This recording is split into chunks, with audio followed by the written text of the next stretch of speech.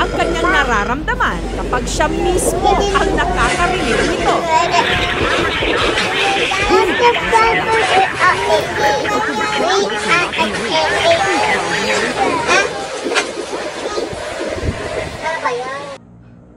Early 1990s nang i-record ni Pinky para sa isang telecom company ang kanyang famous line na A subscriber cannot be reached.